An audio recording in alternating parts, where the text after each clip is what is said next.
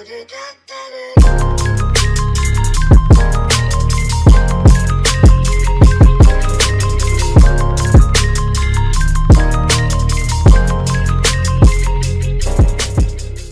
no Imoto ga ore nidaki uzai. Akiteru Oboshi est un étudiant qui a abandonné sa jeunesse pour pouvoir être plus efficace. Il ne désire pas de petit ami, mais seulement un très bon ami. Cependant, Hiroa Kohinata, la petite sœur de son ami, ne cesse de débarquer dans sa chambre en débordant d'énergie pour le séduire par tous les moyens. À cause de cette relation, de très nombreuses personnes à l'école sont jalouses d'Akiteru.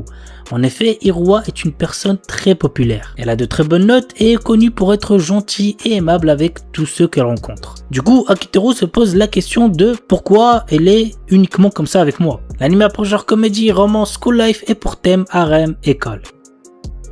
Shikimori-san. Shikimori semble être la petite amie parfaite, mignonne, agréable à vivre et douce quand elle le veut. Cependant, elle a un côté sombre et cool qui se dévoile de temps à autre. Et Izumi, son petit ami, adore être là quand ça arrive, car pour lui, c'est ce côté intimidant qui fait tout le charme de sa bien-aimée. C'est assez chelou comme histoire, mais je suis intrigué de voir ce que ça va donner. L'anime pour genre comédie, romance, school life, shonen, slice of life et pour thème adolescence, amour, école, quotidien.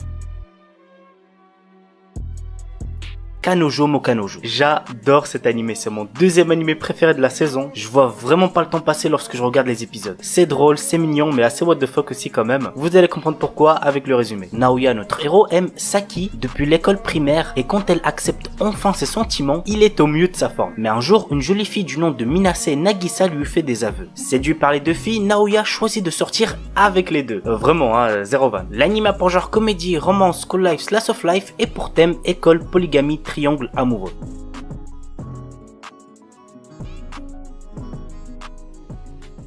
Engage Kiss. Shu, notre héros, est à la tête d'une petite entreprise, mais il est toujours fauché à cause de son côté dépensier. Kisara, qui fréquente les locaux de la société, est constamment inquiète pour son bien-être et s'immisce peu à peu dans sa vie, ce qui ne semble pas vraiment plaire à Ayano, l'ex-petite amie et collègue de Shu. L'anime a pour genre comédie, romance et pour thème travail.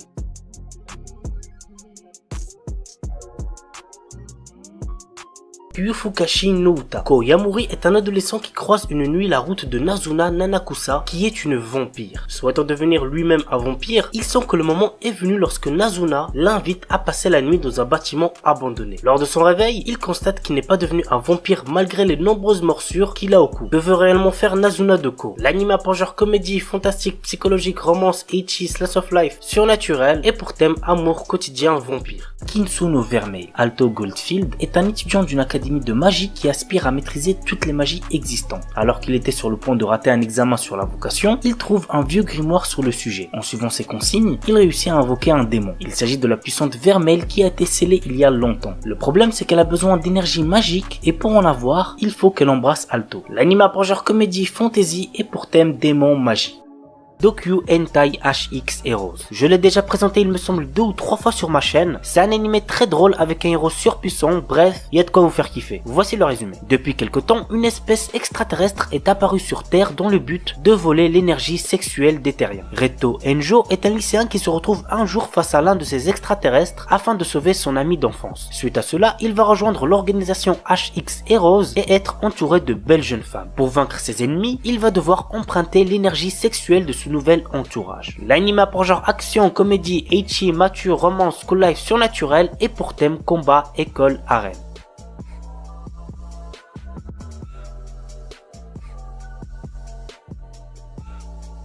Commence avec un animé que j'ai déjà présenté récemment, il s'agit de Nagatoro-san. Alors lorsque je l'ai présenté, j'avais regardé que le premier épisode qui m'avait absolument pas plu, mais pour ce qui est du deuxième et du troisième, c'était pas mal du tout. Franchement, j'ai bien apprécié et j'espère que ce sera la même chose pour la suite. Bref, voici le résumé. L'histoire nous entraîne dans le quotidien d'un lycéen timide passant ses après-midi seul dans la salle du club d'art. Un jour, il attire l'attention de Nagatoro, une lycéenne en première année au caractère très taquin. En effet, cette dernière passe ses journées à se moquer de lui et à le martyriser. Cependant, entre l'intimidation et les taquineries, quelque chose d'autre commence à fleurir. L'anime a pour genre comédie, romance, school life, slice of life et pour thème école, quotidien.